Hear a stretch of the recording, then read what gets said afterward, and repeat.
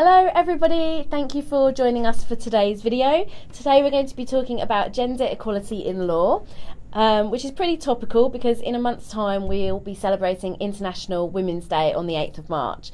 So I'm Samantha Hope and I'm the Graduate Recruitment Manager at Shoosmiths, and today I'm joined by Mel Chell, who is a partner and our National Head of Asset Finance, which sits within our Business Advisory division at Shoosmiths. So we're going to be talking about what it's like to work in the legal sector, a little bit about your journey into law and coming into Shoosmiths, how Shoosmiths is working hard to inspire and encourage people to reach their full potential in their careers, and a little bit about why gender is such a hot topic in the legal industry at the moment. So to get us started, we always ask you a question. So today I'd like to know, where are you watching us from? Today we're filming from our Northampton office, which we call the Lakes because we are surrounded by lakes outside, so you'll be able to see that behind us in the video today. So just type into the comments and let us know where you're watching us from.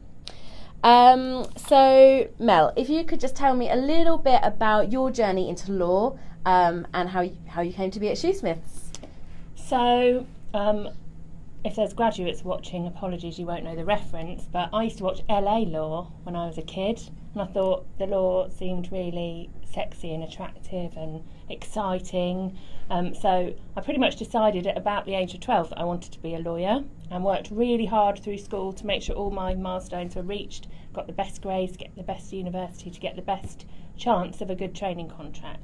So I wanted to be a lawyer because it looked to be an exciting professional career. It was well paid. It would just satisfy everything that I wanted, really.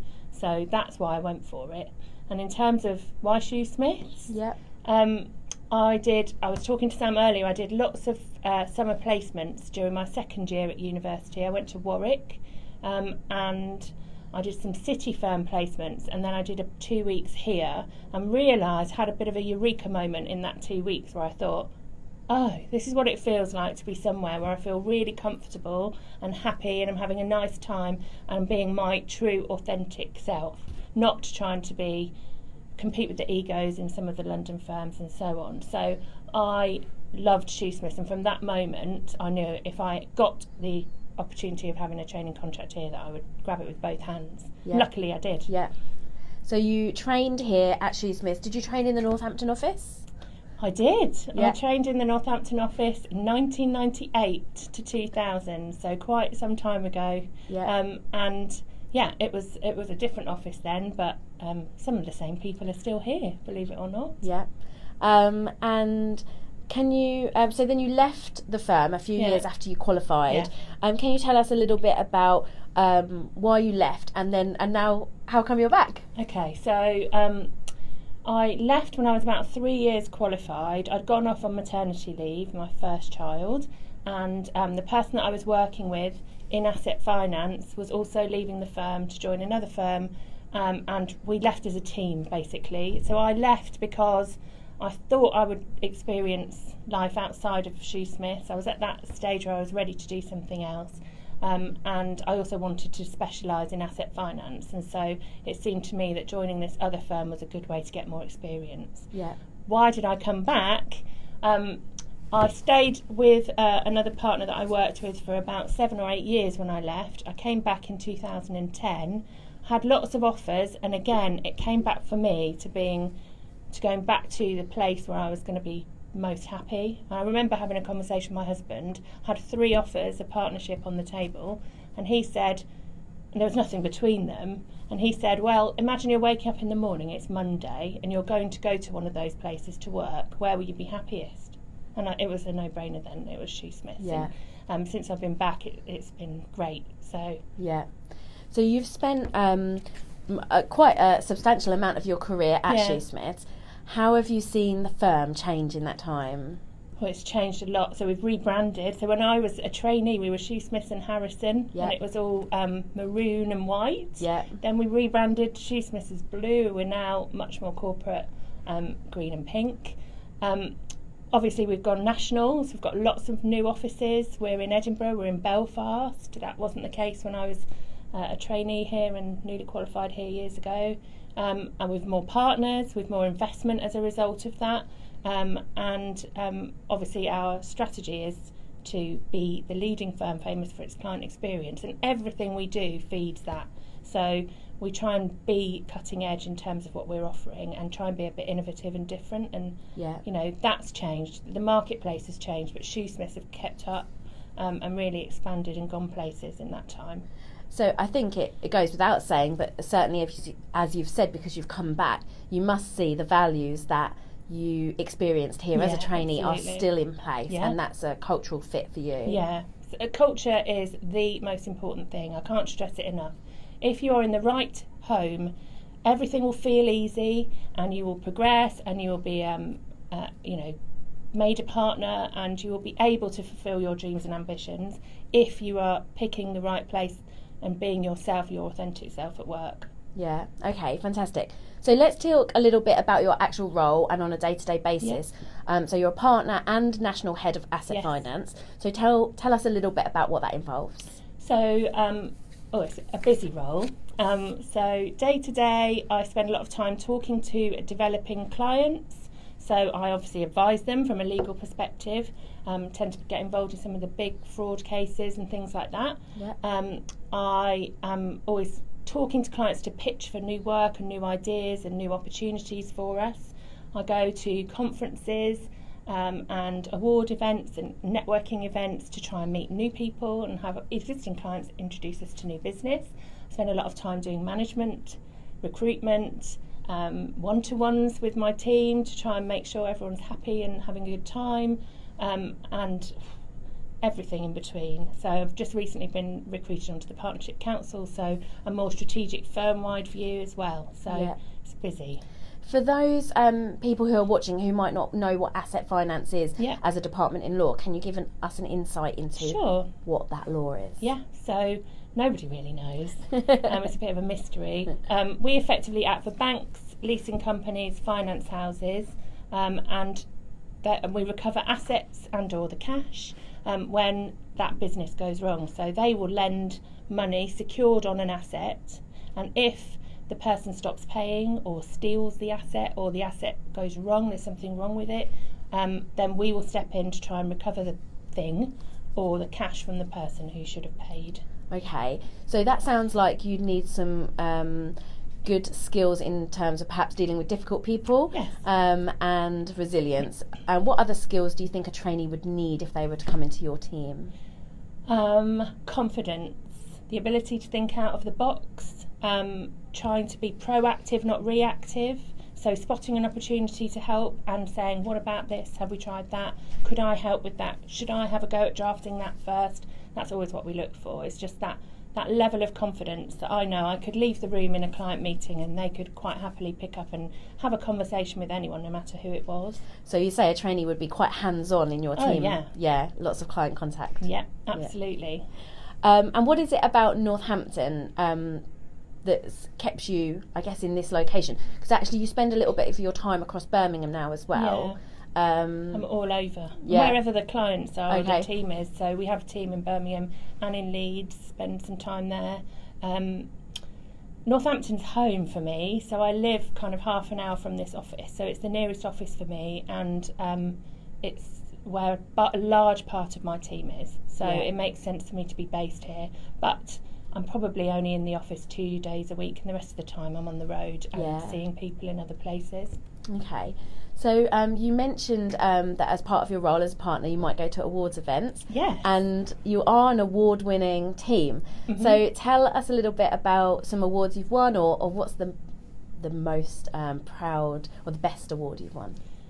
I'm proud of all of them because they really say that our team is respected in the marketplace, and in asset finance it's quite a small marketplace, so having your brand known and the team known and everyone in the team known helps us win work and keep our clients happy.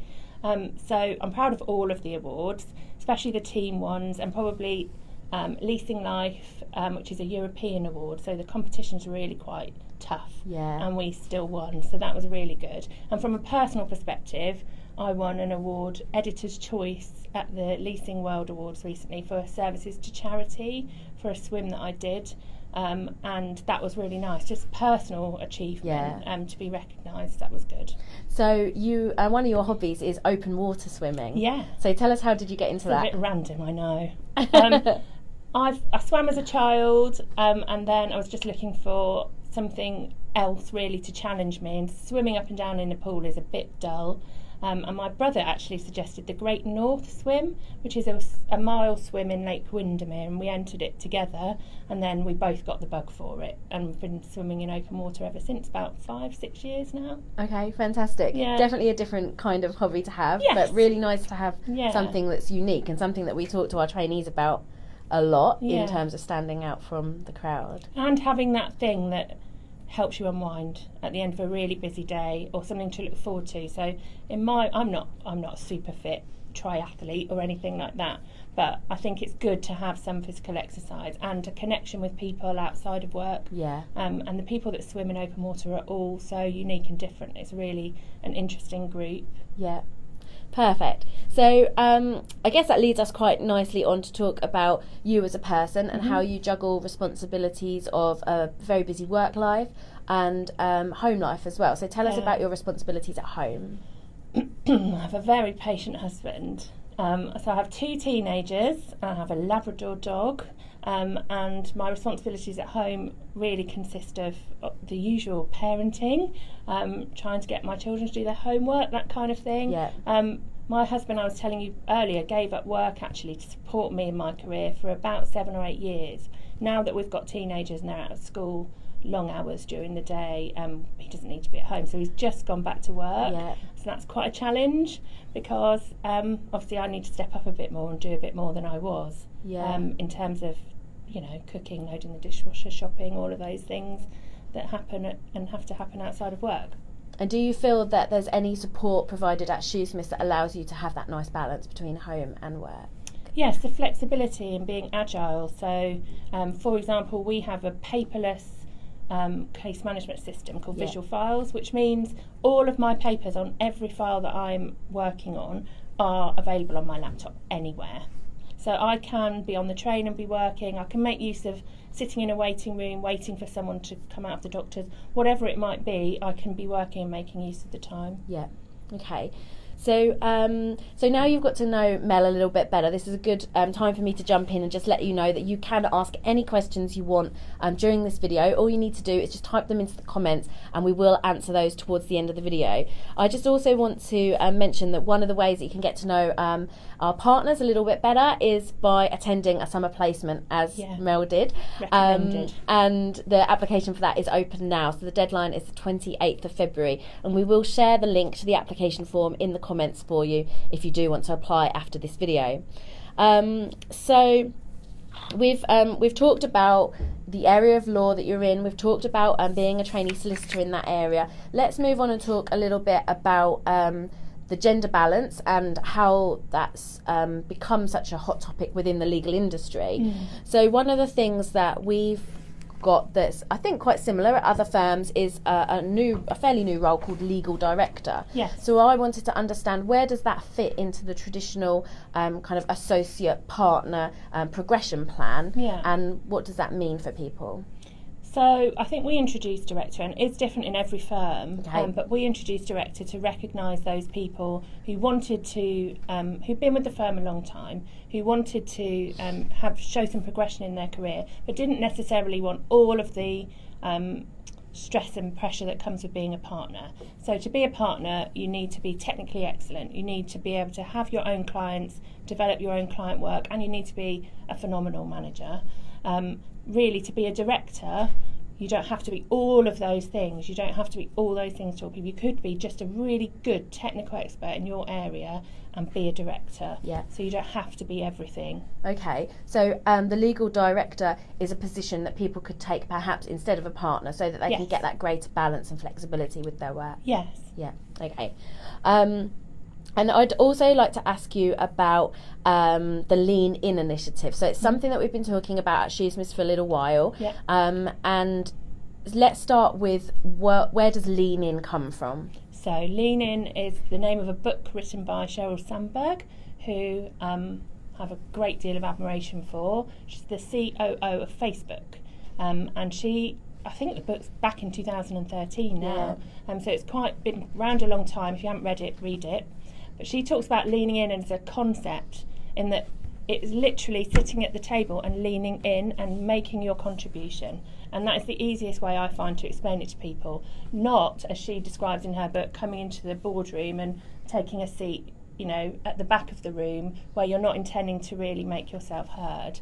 So it's all about taking control of your career and your destiny and leaning in and making it happen, and not leaning out, before you've even got pregnant, as she describes in the book, and or not pushing yourself forward for those opportunities, which I think women have a tendency to do, is to feel a bit like an imposter and a fraud, and not push themselves forward for the promotions and things. Okay, perfect. So how does that translate into what Shoosmiths has been doing, and what's our Lean In at Shoosmiths initiative? So Shoosmiths recognise, there's lots of studies around women and how they may hold themselves back a little bit. Shoosmiths want everyone, men and women, to develop. And so we started the Lean In initiative, which is national. So each office has a Lean In network. Yeah. In Northampton, for example, it started as a group of female partners in this office having a safe place to talk about issues, to encourage each other, to bring problems, to challenge, to educate, and a bit of solidarity. And it expanded in Northampton to a wider committee with representatives of all different stages of their career. And we run sessions for everybody. Yeah. So we've had a round table event where we had some senior people, and we asked questions and tried to get answers, things that people were worried about. Nationally, we do that, and we take soundings from each office, and the demographic is different in each office. What do they want to do? Who do they want to talk to? Do they want access to? And what learning and educational things can we do? Okay. And that feeds into our national diversity initiative and group, who are focused on gender diversity. Yeah, and we have a gender equality working group as well at the firm, don't we? So I guess that all ties up. Yeah. One of the events that you held in the Northampton office as part of the Lean In initiative and part of, I think, its launch, was to celebrate International Women's Day last year. That's coming up again. It is, yeah. Are you doing something again this time? We are. I asked for an update from the committee as to what their thoughts were, because last year we launched Lean In on that day, and we had a room, we played Sheryl Sandberg's talk, and we talked to everyone, and we invited ideas as to what they'd like to see. So I think we do need to mark it in some way, but I don't know how we're doing that yet. I think you had cake last year to encourage a lot of cake attendance. Yeah, always a winner. Okay, perfect. Well, that's really positive, and that's really nice to learn a little bit more about that. We will share the link to Sheryl Sandberg's video and book if you'd like to learn a little bit more about Lean In and how you can get involved in that as well. So let's just jump back to talking about trainee solicitors.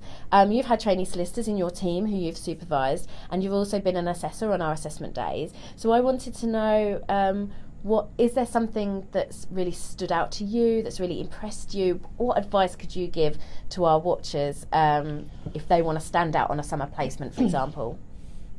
I think it's confidence. I think it's coming in, believing that you can do it and showing us that you can. And so it's being bold and not, no egos, we've no place for egos, but it's pushing yourself forward for opportunities, leaning into the opportunity, saying, I'd really like to get involved in that, I'd really like to help you with that. Would you mind if I came with you to that meeting? And then really trying to add some value, because I think people underestimate how much value they can add.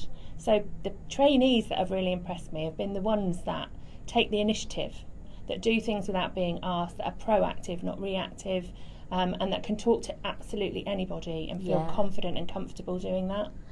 Yeah, that's lovely to hear, because that's exactly the advice that we give out at the Insight Evenings and law fairs. Yeah. And we expect it at the level of students that are applying for training contracts, because we want to see it later on in careers. We want to see it at trainee solicitor level and after that as well, because of course networking never ends. You said that's part of your role. Our clients do not buy legal services from us because we're good technical lawyers. That is a given. It's the extra thing. It's, do they want to pick up the phone to you to instruct you on that piece of work because they know they're going to have a nice conversation about what they watched on TV last night, or how their child got on at their sporting event on Saturday afternoon, because you will know that level of detail because you'll be that person that's interested genuinely. It's a people business. Yeah. So I was reading a little bit of information on the Law Society website earlier, and women practicing law in England and Wales now outnumbers the number of men practicing. Right. And I read a stat that around of 30,000 partners, only around 28% of them are women. Right. So it's still positive that there's things to be done, that it's a hot topic, people are talking about it. It's great that there's role models like yourself that people can look up to and aspire to be like, but of course there's more to be done to make sure that equal or opportunity for equality is still there. Yeah. And 2019 marks the first 100 years of women practicing in law as well. It's a really great year, and I think there's quite a lot of events that the Law Society are running, roundtables, online webinars, and things similar to like the video that we're doing now, to mark that and to really bring people's attention to the importance of people having an equal opportunity. The Shoosmiths have been involved in a lot of those roundtable events as well. Have you? So what has that involved? So we went to the Law Society, we sat with another a London firm, and we were asked questions by the Law Society in terms of what we're doing as a firm, why we think that, one of the issues that we have is that, you'll know this from being a graduate recruitment, there are more female trainee applications than male, and there are more female newly qualifieds than male. And then by the time we get to partner, that's reversed. So what's happening in the meantime? That's something that we as a firm are really focused on. So we're, focus groups around the associates and looking at that level and saying, what is it that makes you, other than having children, which is a given, not come back into the workplace? Or if you do, not strive for that partnership role that perhaps you did when you were a younger, newly qualified. So it's looking at all of that and trying to get ideas from the professionals to best practice, and then I think the Law Society planning to share that more widely. Yeah, okay. So what is it that Shoosmiths are doing? What are the initiatives that we've got in place to encourage that equality of opportunity? So our Agile working, obviously, we're not a stuffy firm, so we're quite progressive and forward thinking, and Agile working I think really helps that. So you can work from anywhere, and it is accepted that you do not need to be at your desk. It's not like the London firm where that you hear of people leaving their jacket on the desk and going home because it's unacceptable to leave before 10. It's just not like that here. You can work from anywhere, and you're encouraged to work from home to free up office space. We are Agile for a reason. Our phones are soft phones. Your clients wouldn't know where you were. You could be on the beach, technically. Not that I know if anyone does that. So we're doing Agile working. In terms of recruitment, we've looked long and hard at our partner recruitment process, particularly the lateral hire process, so bringing in partners from other firms, and we're now pushing our recruitment agents much harder to give us long lists with equal numbers. You will have to work harder to get a female to be on that list, because a female partner won't necessarily be out in the market hard looking for opportunities. She'll need to be convinced that she's right for a move and for that role, and the recruitment agents will need to work harder to do that. If a speculative CV comes in and it's from a male, we will be sending out survey monkeys and asking, why is that? Is this area more male dominated or not? Do we think there are any females that we could attract?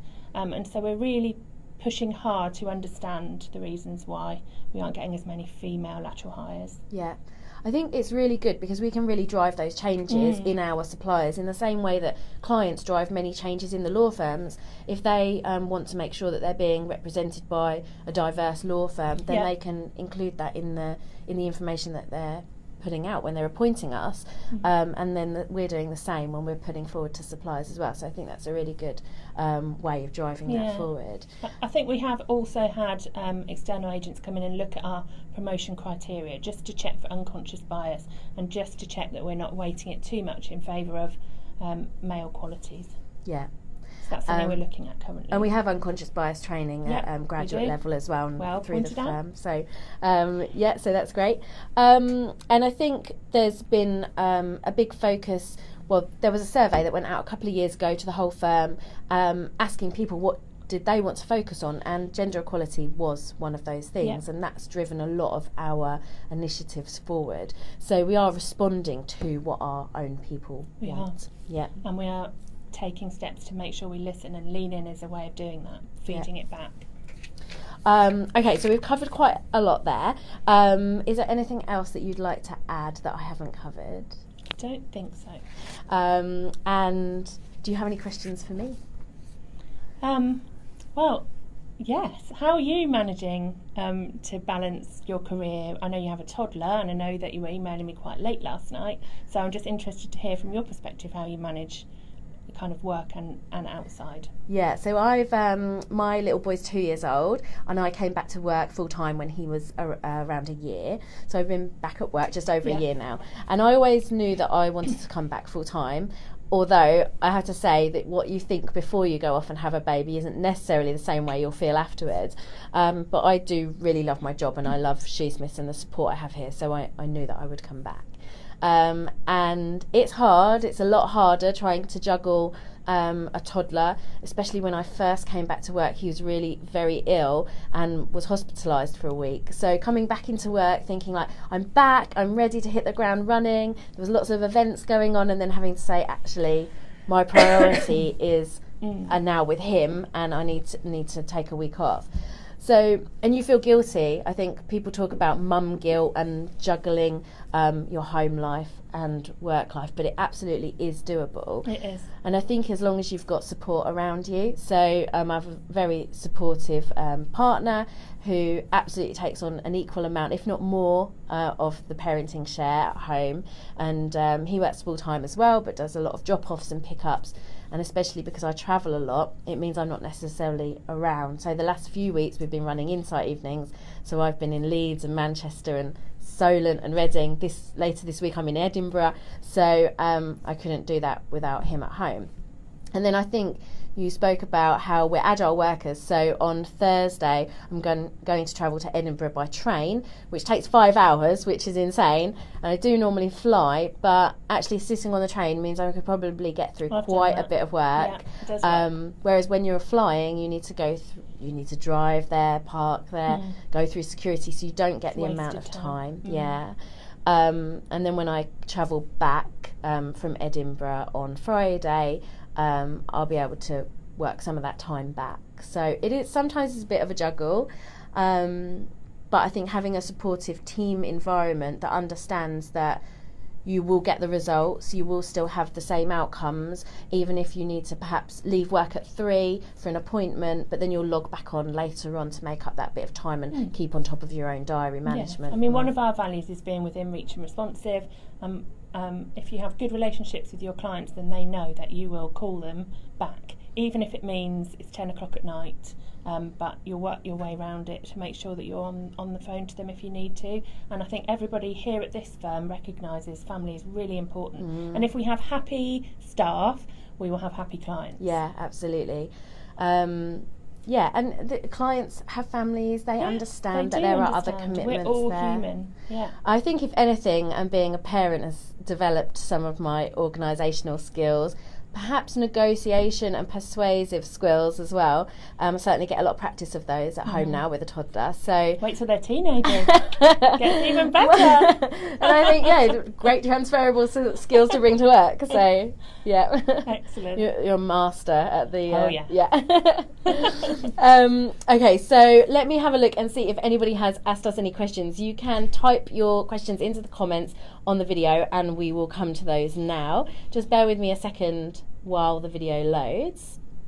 We always have a little bit of a delay. So we've got people who are watching us from all over the country, it looks like. Wow. We've got Greater Manchester, Birmingham, Nottingham, which is fantastic. Thank you so much for tuning in. So let's see if we've got any questions. What are the best qualities that a manager needs? And that question has come in from Kelly. Has it? So a manager needs to be able to really be authentic, understand their staff, take the time to do the little things for them.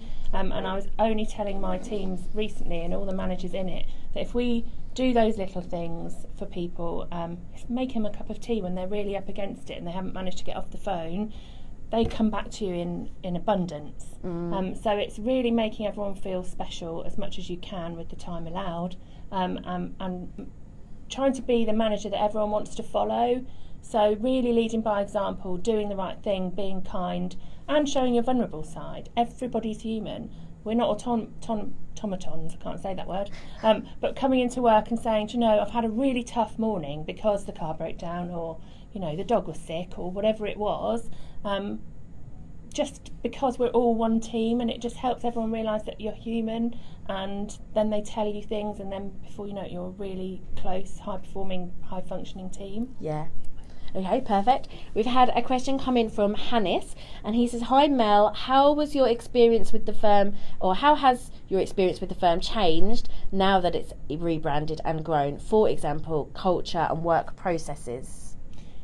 So work processes, okay, we've grown up a bit as a firm, and there are more processes and more systems. They make our lives easier, actually. So when I was a trainee, we didn't have a way of time recording digitally. It was all done on paper and then uploaded by someone. So we've moved with the times. Culture hasn't changed. Everybody here is still culturally as well aligned as they were back in 1998, and we have worked so incredibly hard as a firm to make sure that we keep that culture. We have declined opportunities, and we have made sure that, you know, it's the number one thing that is important to us, because it comes across. It's why people buy from Shoosmiths. It's why our clients like to work with us in partnership, and so we're never going to dilute that, and that hasn't changed. Actually, that's been the one constant. Yeah, and I think you touched on it already. You said that the amazing legal, the fantastic expert legal advice that you give to clients, that's an absolute given. That's what law firms do, but it's the extra culture of our environments and our workspaces and our people that makes us different. Absolutely. So Terry says, is a summer placement critical to success for a training contract? I'm a mature student, a mum who is studying part-time and working full-time, so taking time away from current work obligations isn't an option.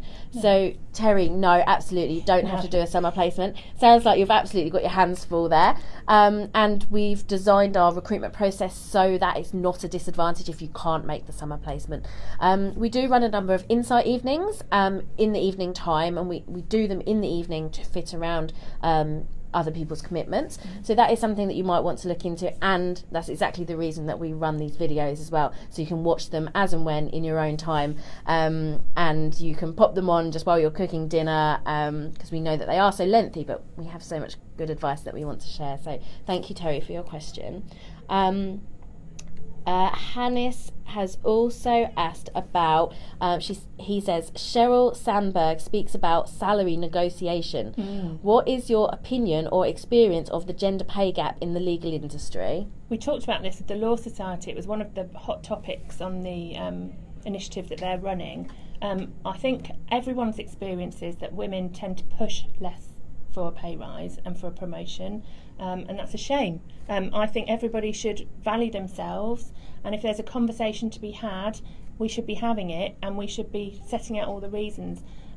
We shouldn't, in this firm, I'm pretty confident that we wouldn't have a situation where whoever shouts loudest gets paid more. We just wouldn't. But naturally, men are better at pushing themselves forward, and so I think that can happen if you haven't got a really close eye on it. So I think for all you female lawyers out there, have the conversation, have a look at the market, see what you think you're valued at, and it's your niche area, and what you can attract as a litigator or as a corporate lawyer in the city that you're working in. And and have the conversation. So really making your value add known.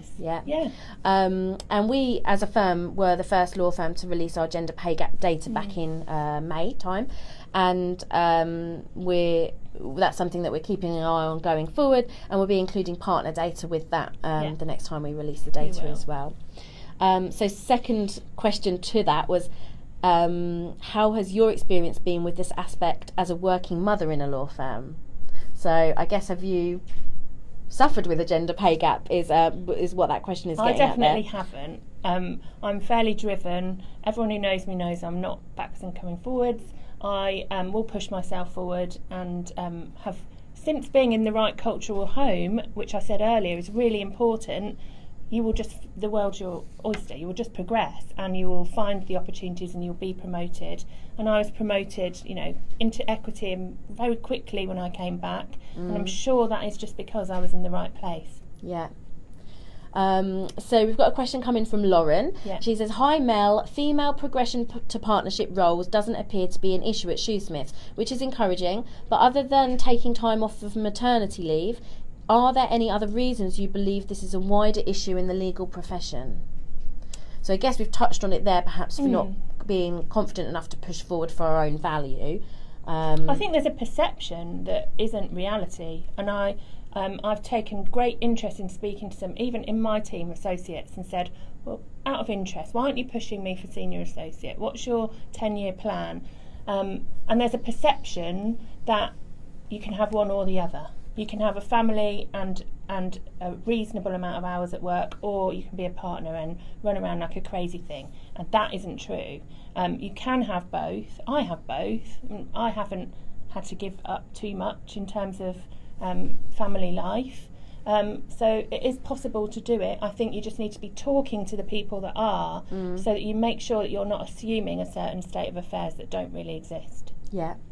And that probably leads us back into Hannah's asked another question. I've been told that having children in your training contract is career suicide. So that leads into your perception piece.